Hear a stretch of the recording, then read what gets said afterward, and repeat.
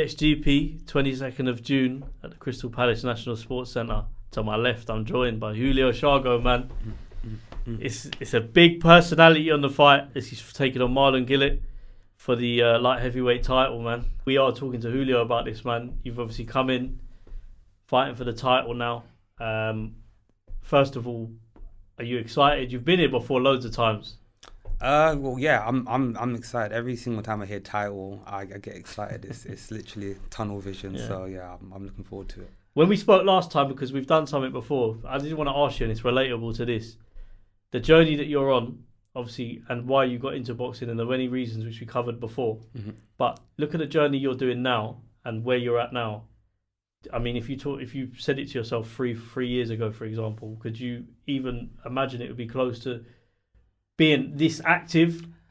Do you know what? Yes, yeah. Because when I first started with the training, I fell in love with the sport. So from falling in love with the sport, the next dream was, okay, I want a belt. Like, no matter big, small, whatever, I wanted a belt. And then I wanted to be decorated with belts. So that was my goal when I had no belts. So when I was training, this was where I actually wanted to be. But lockdown happened, so I was just like, I don't even know if the country was ever going to open up again. But now, ever since lockdown finished and I started to get more opportunities, now that I'm getting title shots that they're coming more frequent, everything's starting to materialise. So I'm glad it's all the vision's coming true. Yeah, that's it, man. And obviously a bit about Marlon as well. We spoke to him and done an interview with him a couple of weeks ago. Very confident ABA fighter, ABA, and then he's got the Muay Thai background as well. Is there an element of that anything that worries you about that? Because I feel like them opponents can be a bit tricky when they've got both. It's not just the boxing, but it also comes across as can be quite unorthodox. But he has got that national amateur experience boxing as well. Have you had much of a chance to look at him, what he does, if he does anything that you're worried about or that you can kind of pick up on for the fight? Is there anything that you've kind of pinpointed? I'm sure you won't show everything with us, but nothing I'm worried about at all. He's a very free, fluid fighter. I'm the same, so it's exciting to see how our styles will mesh. But the thing that I saw that wouldn't really work for him is him dropping his hands. Like, I get that he's faced some people where he can do that sort of stuff, but it really won't go well if he does that with me. You know. That's you as well, man. Like, You've obviously you're a very active fighter. How many times you fought this year? So I've actually fought once this year. So I was active. This will be my 10th fight, I believe, that I'm going into. Yeah. But after November, I was supposed to fight in March, and then I had an injury so I've only fought once this year. Yeah. So is there any worry about you there? Because normally you are quite active. So having that one fight, does that worry you coming into this? There's a bit of a rust that you need to shake off, or is there anything that you're worried about in terms of that, or is it just more you've been taking over in the gym and you're kind of ready? Taking over. Yeah. Always taking over. I don't really know what camp is. I go hard, and then I have a camp, I go harder, and then I maintain that, and then I have another camp, and then I go harder, and I just keep upping the gears and upping the gears. So in between hand, all I do is I just make sure that I'm always training. And we talk about the card a bit as well. Obviously, BXGP, Crystal Palace National Sports Centre. The last one, we saw over 2,000 people there. Big lights, big crowd. Does any of that faze you when you're going into the fight? Is it something that makes you more nervous, or does it gear you up more for the fight? No, I'm very familiar territory. Yeah. I'm the Wicked and Bad Cruiserweight champion. Same venue. So I'm going back there again to claim another title. Yeah. This time I'm more at my natural weight. I'm quicker, I'm better, I'm more experienced, so I'm just coming in there to rinse and repeat. Is there obviously you haven't officially sort of faced off per se, but is there anything that you look at when you look at, because I believe you can see a lot through a fighter's eyes, isn't it? Yeah. You agree with that? Yeah, and not even just like, if he was here, I would feel his aura as well, I'd feel his energy. Yeah. I'm sure he would probably still maintain that confidence, but then when we do the face-off, would that still be there? If I see a little bit of a change, I'm like, okay, cool. So, definitely. Fighters can pick it up, for sure. And I think as well, if you're involved in boxing, you can see and know, and just even by watching it, you can see that the eyes tell a lot. Mm-hmm. So when I ask you that question, if you're looking at anything now, or if you've had a look at your opponent, do you do you see, as I said, I asked you this about his training, but is there an ultimate belief there that you're going to walk away with that title? Overconfidence maybe, or is it just from my confident? side? Yeah. Not, I wouldn't say overconfidence, because I have a series of fights coming up, and I'll definitely say he's the hardest fight that I'll have, the toughest opponent. But me not winning is I can't even visualize that. So yeah, it's a definite win for me. Mad.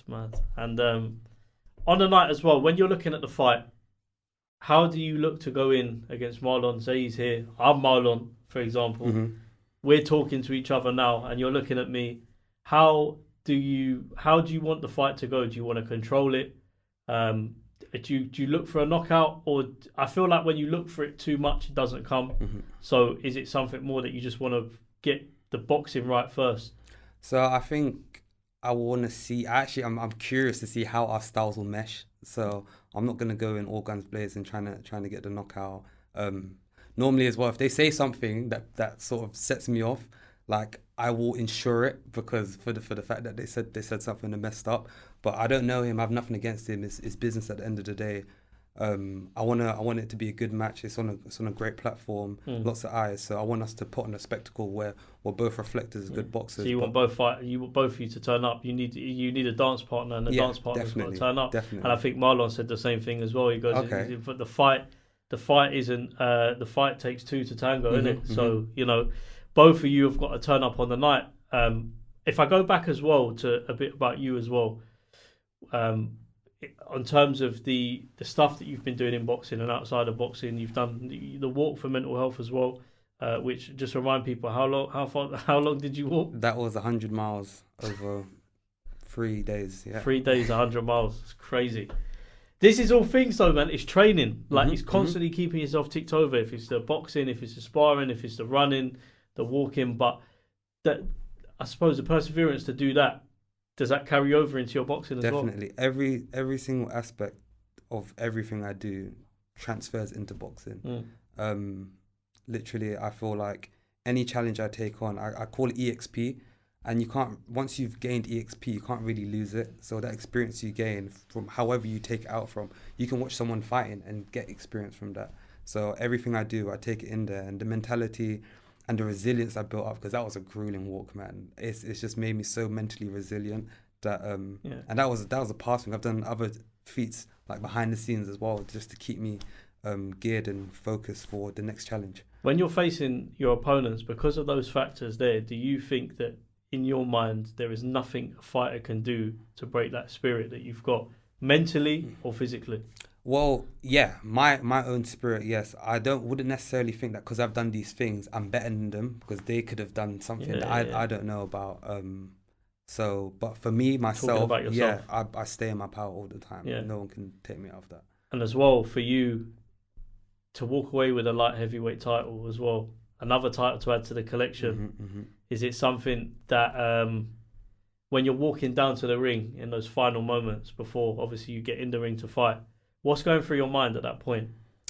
Gratitude for the opportunity, gratitude for the experience, gratitude towards the crowds cheering, just owning the moment and being present, because anything can happen in the ring. It could go good, really good. It could go really bad. But in that moment, you just have to soak it all in. Marlon said one thing. He said he's going to bring a lot of fans. Great. Does that scare you in any way? No. It's energy. It's energy. Positive energy, negative energy. Just direct it towards that ring. Feng shui. You're going to feed off the negative as well. Of course. I've gone to places where I've only had 2 people watching me, like a completely different area of Midlands, Northeast England, and I'm literally against the home crowd. So that feeds me on. Yeah. So that's, I can see it in your eyes. You're looking forward to this fight very much. Do you plan to? I say, on the final moments of the face-off that you'll do before the fight for the weigh-ins, etc. Is there any last moments where you get a little glimpse of the fighter you're facing and you think, yeah, I'll have him, or is it more of dependent on their aura and how they bring? Is there a lot of camaraderie there, I'll probably say? So for these things, the main thing I go in is with respect.